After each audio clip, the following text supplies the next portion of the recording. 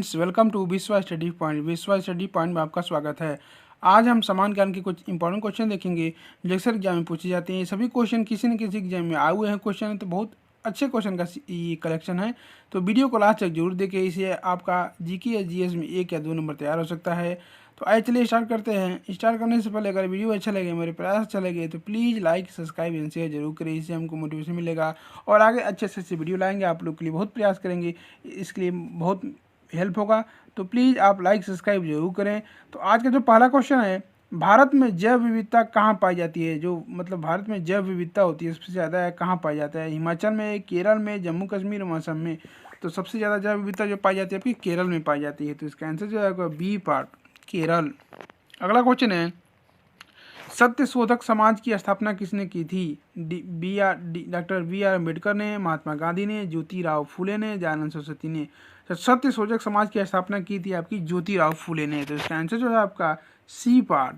अगला क्वेश्चन है, ये भी क्वेश्चन देखिए एग्जाम में आया हुआ क्वेश्चन है, भारत में सर्वाधिक कोयला भंडार कहाँ पाया जाता है?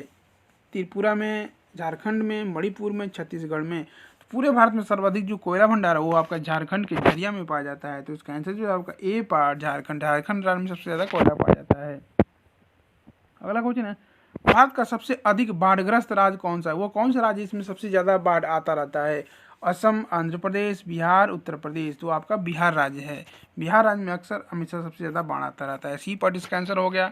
अगला क्वेश्चन है, कुल्लू घाटी जो बहुत फेमस ये हिल स्टेशन है, कुल्लू घाटी किस राज्य में स्थित है? असम, आंध्र प्रदेश, हिमाचल प्रदेश, उत्तर प्रदेश। तो कुल्लू घाटी जो आपका हिमाचल प्रदेश में स्थित है। तो इसका आंसर जो है आपका सी पार्ट, हिमाचल प्रदेश। जिस कुल्लू मनाली है वो उसी को है, कुल्लू घाटी हिल स्टेशन है, तो आपका ये हिमाचल में पड़ता है। तो इसका आंसर जो है आपका सी पार्ट। अगला क्वेश्चन है, पाक की खाड़ी कहाँ स्थित है?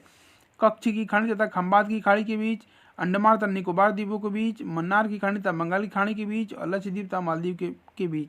तो पाक की जो खाड़ी है आपका ये मन्नार की खाड़ी तथा बंगाल की खाड़ी के बीच में स्थित है। तो इसका आंसर जो है आपका सी पार्ट, मन्नार की खाड़ी तथा बंगाल की खाड़ी। अगला क्वेश्चन है, भारत और पाकिस्तान के बीच कौन सी रेखा है? जो भारत और पाकिस्तान की सीमा को निर्धारित करने वाली जो रेखा है वो कौन सी है? डूरंड रेखा, मैकमोहन रेखा, मैगिनाट रेखा, रेड क्लिफ रेखा। तो भारत और पाकिस्तान को बीच जो रेखा है जो दोनों देशों को डिवाइड करती है वो आपका उसको फेमस, ये क्वेश्चन स्टार लगा लीजिए, बहुत ही इंपॉर्टेंट क्वेश्चन है, एग्जाम में आया हुआ है देखिए और रिपोर्टेड क्वेश्चन है। तो उस रेखा को हम बोलते हैं रेड क्लिफ रेखा। जो भारत और पाकिस्तान के बीच रेखा जो खींचा गया उसको हम रेड क्लिफ रेखा बोलते हैं। अगर भारत और चाइना के पास पूछेगा कि भारत और चाइना के बीच जो जो जो ये रेखा खींची गई वो रेखा है उसको क्या इस नाम जानते हैं? उसको मैकमोहन। तो चाइना के नाम से जो चाइना के बीच, अपने देश चाइना के बीच में मैकमोहन है, और जो इंडिया पाकिस्तान के बीच है वो आपका ये क्या है? रेड क्लिफ रेखा है। और डूरंड रेखा जो होता है आपका ये अफगानिस्तान तथा पाकिस्तान के बीच बंटवारा का रेखा है।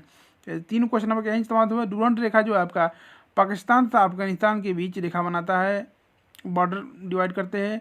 मैकमोहन रेखा जो होता है आपका चाइना और इंडिया के बीच, और रेड क्लिफ रेखा जो आपका ये पाकिस्तान और इंडिया के बीच होता है। तो इसका आंसर जो है आपका डी पार्ट। अगला क्वेश्चन है, कथकली किस राज्य से संबंधित है? देखिए दो क्वेश्चन इसमें पूछता है, कथक और कथक दो अलग अलग है, ये मत कंफ्यूजन हो जाए। कथकली कथक एक ही है।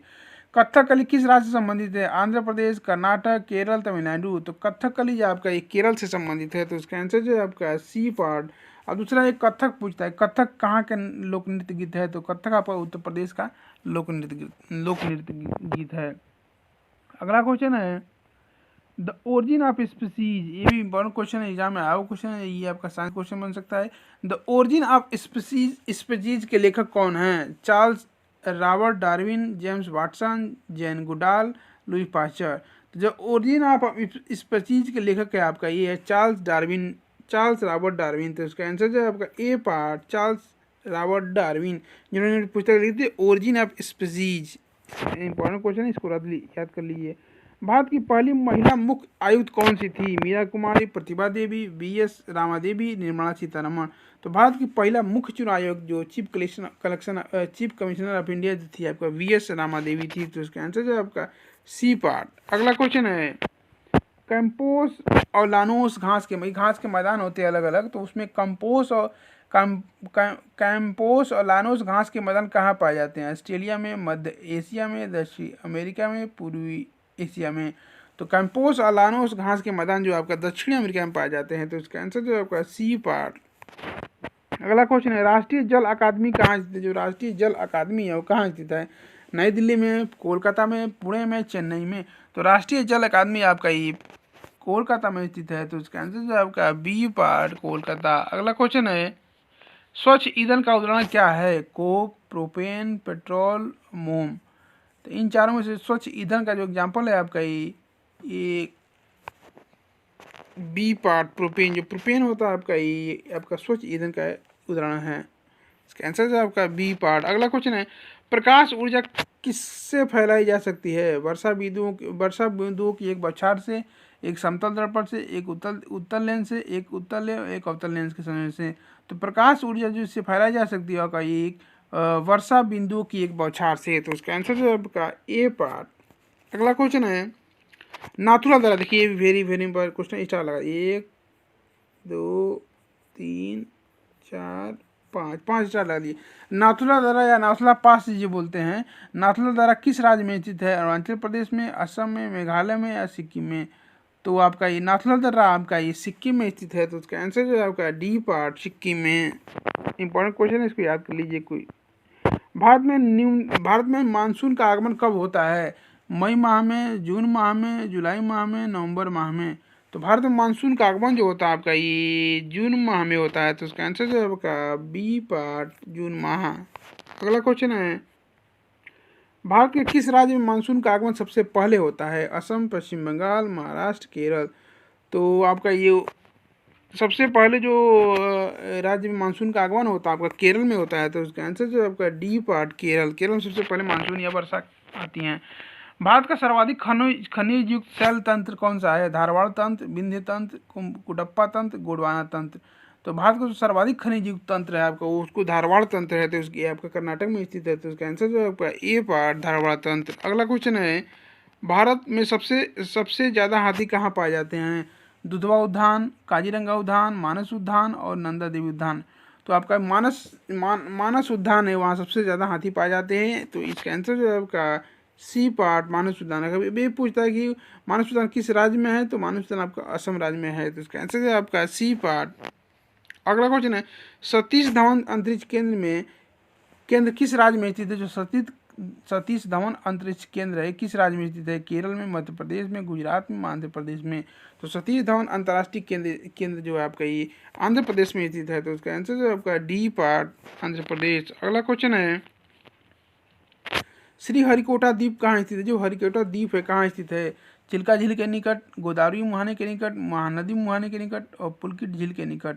तो श्रीहरिकोटा द्वीप जो है आपका ये पुलकित झील के नज़दीक है, निकट है। तो इसका आंसर है आपका डी पार्ट पुलकित झील के निकट। अगला क्वेश्चन है, सर्वाधिक जैव विविधता किस घाटी में पाई जाती है? कश्मीर में, शांत घाटी में, सुरमा घाटी में, फूलो घाटी में।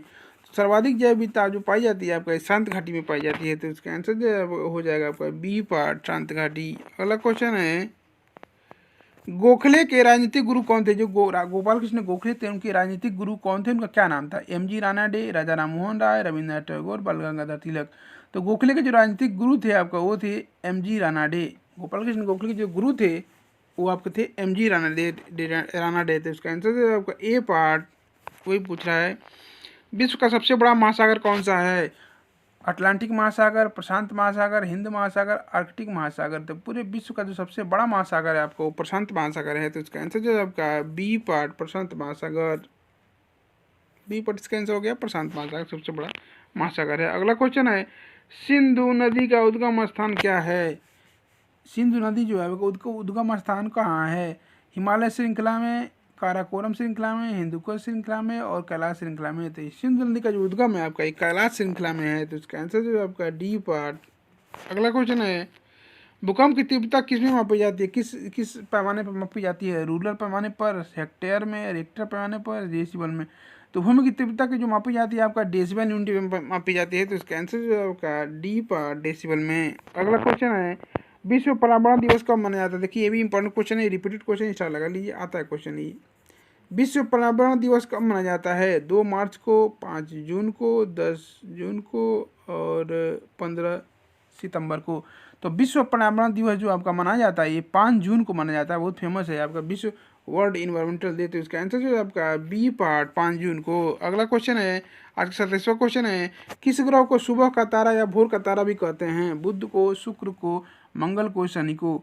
तो आपका शुक्र ग्रह है उसे बोलते हैं, ग्रह को सुबह का तारा या भोर का तारा बोलते हैं, तो इसका आंसर जो है हो जाएगा आपका बी पार्ट शुक्र। अगला क्वेश्चन है, प्रकाश वर्ष किसका मापन करता है? जो प्रकाश वर्ष आपका यूनिट है ये किसका मापन करता है?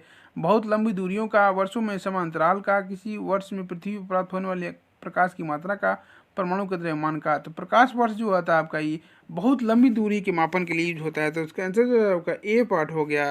अगला क्वेश्चन है, मिशन इंद्रधनुष क्या है? जो मिशन इंद्रधनुष केंद्र सरकार द्वारा चलाया गया वो क्या है?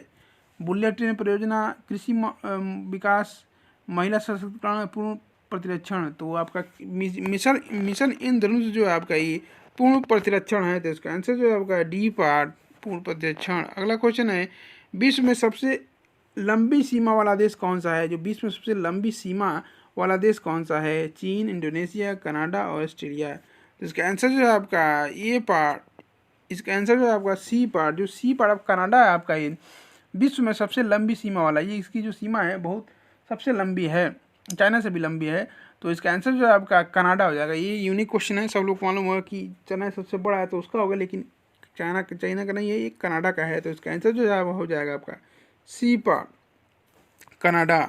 अगला क्वेश्चन है, सबसे अधिक लौह खनिज का भंडार कहाँ है? झारखंड में, कर्नाटक में, उड़ीसा में, मध्य प्रदेश में। तो सबसे अधिक लौह खनिज का भंडार जो है जो आपका ये कर्नाटक राज्य में स्थित है, तो इसका आंसर जो है आपका बी पार्ट कर्नाटक। अगला क्वेश्चन, आज का लास्ट क्वेश्चन आप लोग के लिए है, लूनी नदी का उद्गम स्थल क्या है? ये वेरी इंपॉर्टेंट क्वेश्चन है। लूनी नदी जो है उसका उद्गम स्थल क्या है, कहाँ से निकलती है? जयपुर, अजमेर, चित्तौड़, उदयपुर। तो लूनी नदी का जो उद्गम स्थल है आपका ये बी पार्ट अजमेर है, तो इसका आंसर जो है हो जाएगा आपका अजमेर, बी पार्ट। लूनी नदी का उद्गम स्थल आपका अजमेर में है, तो इसका आंसर जो होगा बी पार्ट हो गया। आज का क्वेश्चन देख लेते हैं आप लोग के लिए, जिसका आंसर आप लोग कमेंट बॉक्स में देना देना है कितने इसका सही आंसर देते हैं, प्लीज़ आप कमेंट जरूर करें, इससे आपको ये क्वेश्चन याद हो जाएगा। तो भारतीय संस्कृति के अनुसार संस्कारों की संख्या कितनी है? जो भारतीय संस्कृति है, जो इंडियन की हिंदुत्व है, संस्कृति है भारत की, उसके अनुसार संस्कारों की जो संस्कार होते हैं बच्चे जब पैदा होते हैं उसके पूरा जन्म तक, तो भारतीय संस्कृति के अनुसार जो संस्कारों की संख्या कितनी कितनी कही गई है? 6, 10, 16, 24। तो इसका आंसर आप लोग कमेंट बॉक्स में देना है, कितना इसका सही आंसर देते हैं। तो आज के लिए इतना ही। अगर वीडियो अच्छा लगे, मेरे प्रयास अच्छा लगे, तो प्लीज़ लाइक, सब्सक्राइब, शेयर करो।